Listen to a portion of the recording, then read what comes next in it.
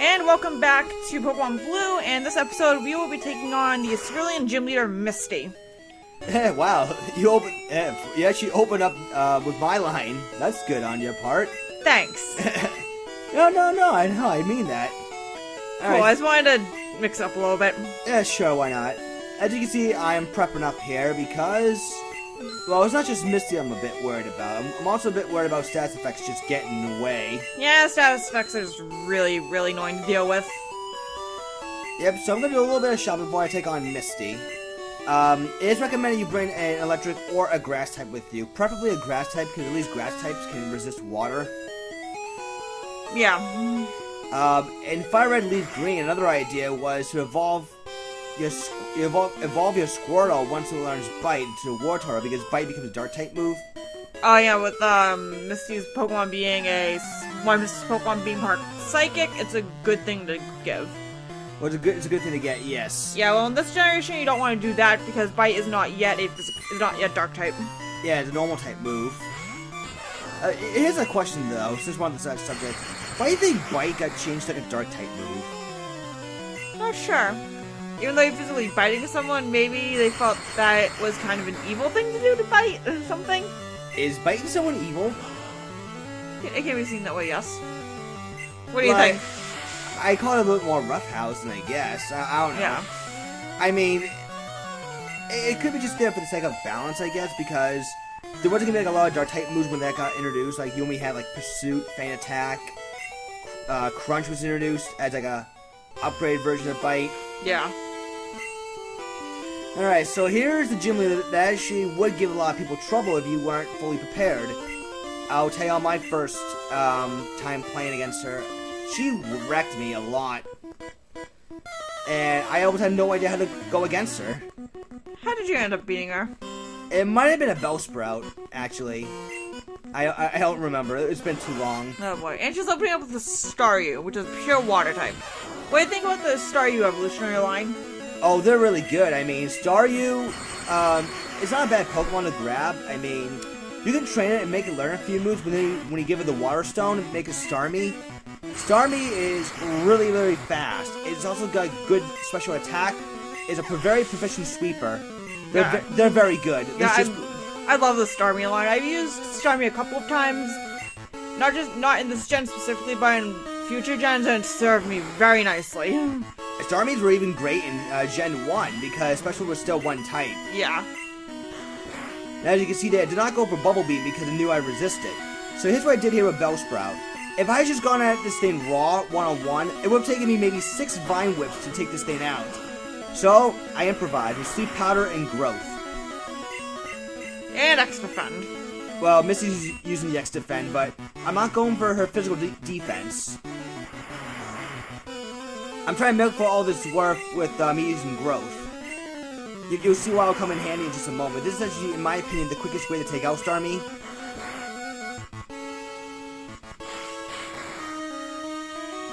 So yeah, I can pretty much just two-shot this thing and end this battle painfully quicker. That is a good thing. And, whoa, good thing that didn't KO you. Oh, I know, right? That would have been really bad. I mean, I know I made this fight look a lot easier, but that's just because I leveled up the Bellsprout enough for it to actually withstand Starmie's attacks. And you faced Misty so many times that right now you have a good strategy for her. Yeah, but if you don't have a Grass or Electric type, I really recommend you cast your version exclusive Grass type if you don't have an Electric type with you. Sorry, Growth, you were only useful for like that one battle. Yeah, at least Dunsparce has better usage. Yeah, slightly better, yeah. I mean, would you keep Growth for pump up your special? You could use it for that too. It could go either way. Ooh, alright. Bellsprout's about to evolve. Sweet. And there it is, the Weeping Bell. But yeah, there you go. That's Misty out of the way. If you were running Red version, you had Oddish. You can't just stall it out with Poison Powder and then Absorb, because you're sapping its health a lot quicker than usual. And Team 11, which is Bubble Beam. Bubble Beam is a good water move to teach your water Pokemon. At least early on, yeah. Yeah, at least early on through mid game, and then it gets immediately replaced with Surf. Oh yeah. Hang on 1 second, I'll be right back. Just keep going. Yes. Alright, so with Misty out of the way, we are going back to the Pokemon Center and healing a little bit.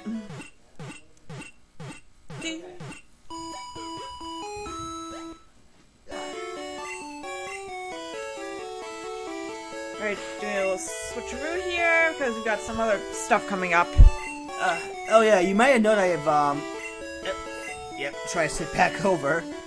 You might have known I pulled out the magic card here, because down south, there's actually a Pokemon daycare you can bring your Pokemon to. Basically what that does is, you drop the Pokemon off, and you gain experience per every step that you take. So, if you got a Pokemon that you're gonna have a tough time raising on your own, give it to the daycare man, and then he'll raise your Pokemon for you. You keep checking up on it every once in a while. Oh yeah, that's funny. I skipped past the cop, talked to the lady, and go outside to talk to the cop again. Oh yeah, that would make you look real inconspicuous, Mike. Good job.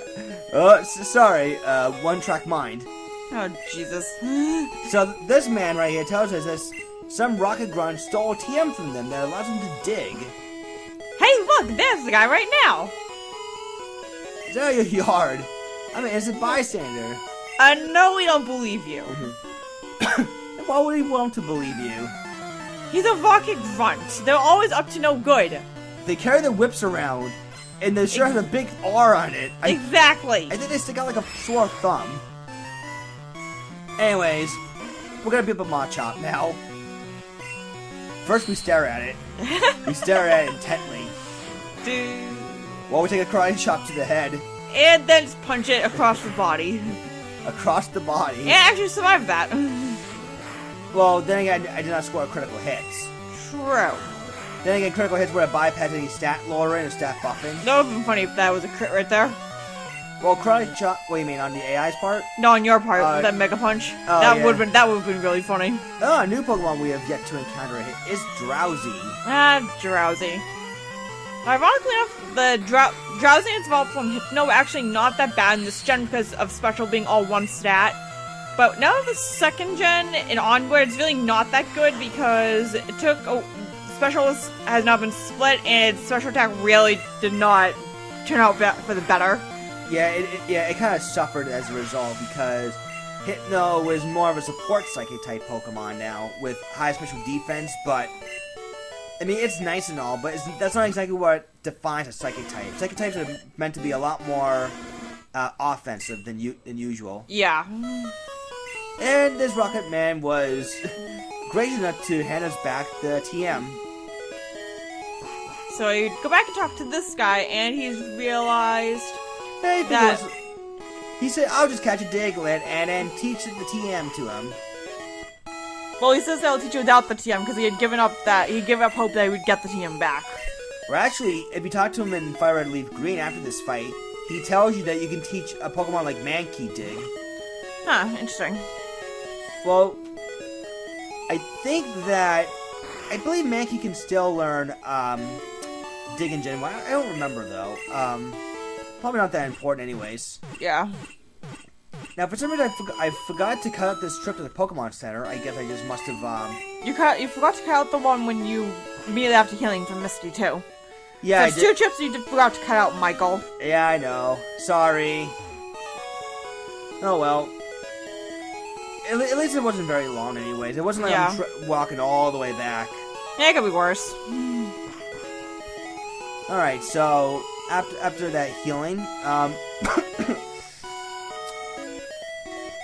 going to show you where the Pokemon Daycare man is, but first, the Pokemon I'm looking for on this particular route. Huh. Alright, and we're on Route 5. Route 5, alright. Or Route 6, one of the two. I think it's Route 5 and Route 6 is, like, right below it. Yeah, I believe so. Here's what I'm looking for. Meowth. Meowth is a version exclusive to Blue. Meowth and Evolved from Persian are very fast normal types. They can learn a lot of different moves. So you know how we said earlier that crits in Gen 1 are based on speed? Well, Persian is a very good example of that. Persian uses Slash, it will usually, like 9 times out of 10, go into critical hit. Yeah. You can mix it up with like Screeching Body Slam, let's say, but you really want those fast crits. Yeah. It also goes Thunderbolt and Bubble Beam. Which is odd. For coverage like that. And because I can score crits as well. Yeah. I mean, that's what his main goal is, just to score critical hits. It can get Hyper Beam as well. Ooh, Hyper Beam. Hyper Beam is the strongest move in the game. Yeah. With good reason. Well, well, in terms of not killing yourself, is our strongest move in the game. Yeah. The strongest move in the game is Explosion. All right, so we're gonna do a little bit of raising here. It's a little strategy that you can do here. If you're trying to raise a Pokemon, you're gonna have a hard time raising on your own. Drop it to the daycare guy, and he'll raise your Pokemon for you. Do check up on it often, because you want to keep track of how many levels it has gotten since leveling up, and you want to make sure it does not bypass any moves you want it to learn, or the level before its evolution. Yeah, and just as a side note, Gen 1, this is not where you can breed. This is introduced in Gen 2. Right, Gen 2, you can breed, pass down moves, possibly get a shiny, etc. Yep. And we are going to do a quick trade here and trade your Nidoran male for her Nidoran female. Now, you can get your own Nidoran female in blue. I decided to just basically show off what in-game trade looks like. I'll be showing off all of them. This one, if you play in red version, it's kind of worth it. But really, to be honest though, it's one of the most least noteworthy in-game trades you can pull off. Yeah.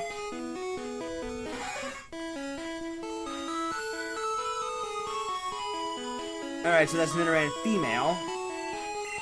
You trade Nidoran for Nidoran! Pretty much, yeah.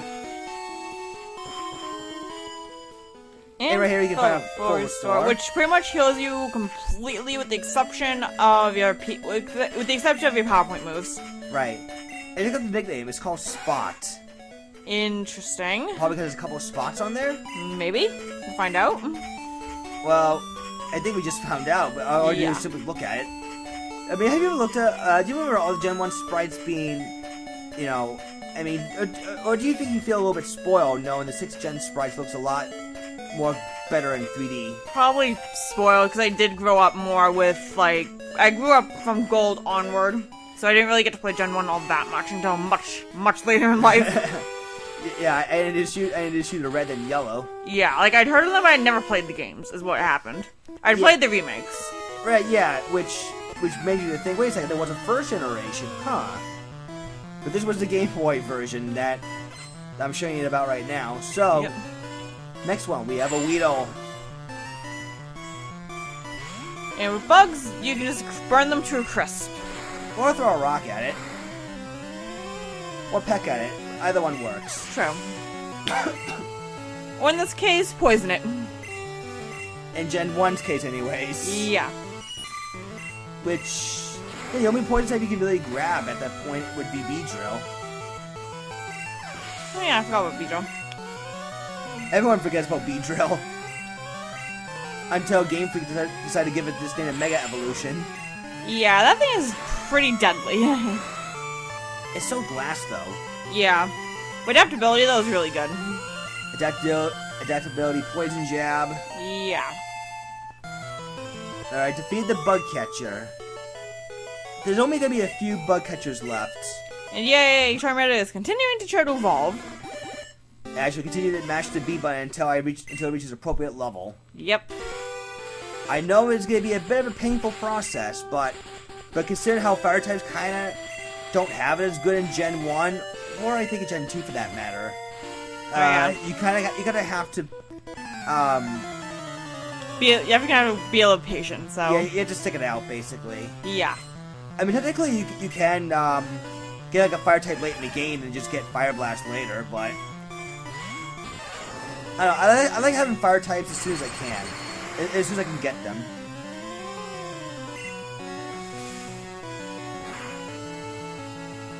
Alright, so that's actually one of the trains that actually gets a starter here. I think that in Gen 2 is the only time you have to face trainers that not counting gym leaders. Yeah, not counting gym leaders that has starters.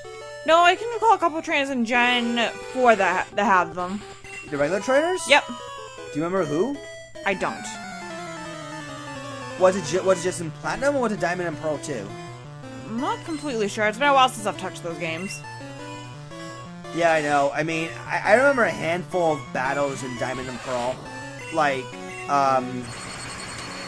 you see Team Galactic having a level 46 Wurmple.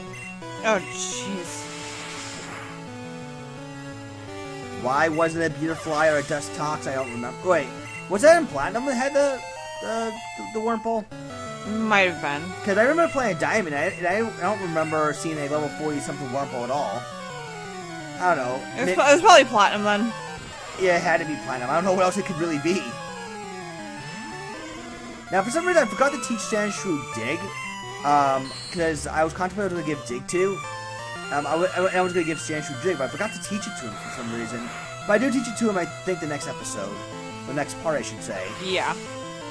But Dig, just so you know what that does, it's a 2-turn move. You burrow underground in your first turn. And then, depending on the speed advantage or not, you won't get hit. Well, you won't get hit regardless. Well, unless you, well, the thing is though, Dig, with moves like Dig, if you're underground, someone uses Earthquake, you get like twice the damage. I think it is. I think it's like a gen that did that, where you usually double the damage if you're in Dig phase. Yeah. Ah, this bug trainer is actually competent. He has a level 20 Butterfree. Oh, Jesus. This Butterfree gives a lot of people problems. Especially in Gen 3 when it gets Compound Eyes. Oh, Jesus. And Poison Powder. Poison Powder, ah. Poison Power. Yeah. It uses his Poison Power, alright. Ah. Epilepsy Confusion. Epilepsy. I can't even talk. Neither of us can. Alright, good day by antidotes with me. Yeah.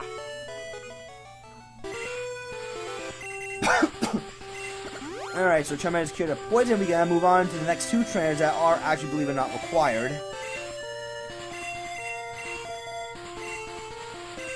Now, I didn't exactly bring a full team. So I was going to, I don't know why I didn't bother bringing a full team. I guess I just didn't want... Oh, no, I know why. Because the magic card I brought with me, that's right.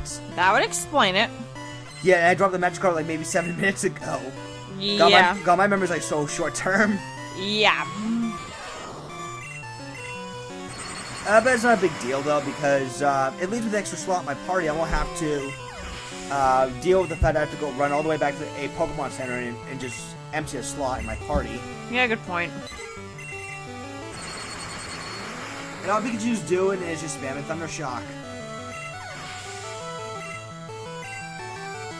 Another freaking Pidgey. Like I haven't seen any of these already. I must have seen this like hundreds of times already. In this game or throughout the course of your career? Both. Okay. Oh god, I mean, what's interesting is you don't even run into Pidgeys until in 2nd generation. You don't even run into Pidgeys again. Well, no, in 2nd gen you do run into Pidgeys during the morning, and you don't run into Pidgeys ever again until Gen 6. Oh boy. Yeah, because you can actually find a Pidgey in Santaloon Forest. Oh yeah. No, I think it was a route outside Santaloon Forest you can find a Pidgey. Yeah, probably yeah. That's what I was thinking. Santaloon 4 has like a bunch of bug types, 1st gen and 6th gen, and then Pikachu.